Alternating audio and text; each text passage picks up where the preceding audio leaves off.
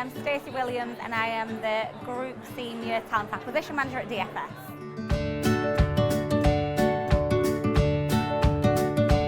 I started in sophology when I was 21. I applied for a role in customer service. It was a fixed term contract for 6 months, and then I'd worked there for a while, worked really hard, and was encouraged to apply for a recruitment role in the business. So applied for that, got the role, and since then I've moved into 4 different roles since, which has then taken me to my current role now at DFS.